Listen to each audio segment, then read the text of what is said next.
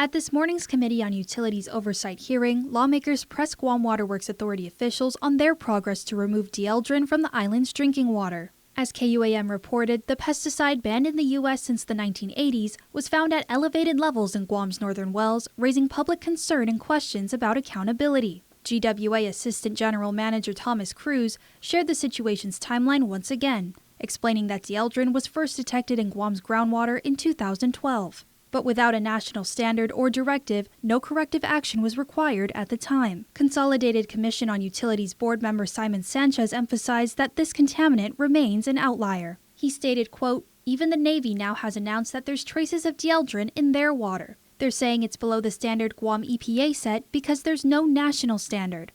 All the players are working together to ensure to the greatest degree possible that the water is safe to drink." That cooperation gained structure last year when Guam EPA set its own interim action levels. Now, following a do not drink water without treatment advisory, GWA has begun installing granular activated carbon treatment systems to remove Dieldrin. The first of those systems went online this month at well Y15 in Jigo, where the testing confirmed no Dieldrin detected after 4 weeks of treatment. GWA has also launched GuamWaterSafety.com, offering updates, advisories, and assistance for home filtration reimbursement. Jigo Mayor Francis Lizama expressed appreciation for GWA's continued efforts. It's not that they weren't doing anything, it's they were already in the process of trying to mitigate the issue, and I want to thank them for that. And again, they've been working very hard.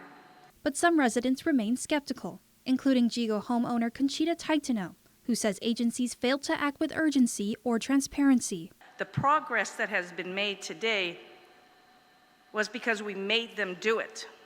Because when we had the town meeting, they had nothing, not even a sign-in sheet. They came with nothing. And that really bothered me, because when you do a town meeting, you're doing more than just informing, especially if you knew that this was a long-standing issue. There was no sense of urgency, and that's the thing that bothers me, senators. Former GITA Director John Martinez added that while the cause of the contamination is still undetermined, Guam should look to other regions for guidance. While we have not yet determined the cause, it is important to recognize that similar contamination has been documented in Okinawa for following years of military and industrial use. When Okinawan citizens came to Guam, they warned us about poison water. They talked about cultural loss, and they talked about social burdens. As GWA works toward permanent treatment solutions, lawmakers say continued oversight will be key, not only to ensure clean water, but to rebuild public trust in the process. Nevaeh Anderson, KUAM News.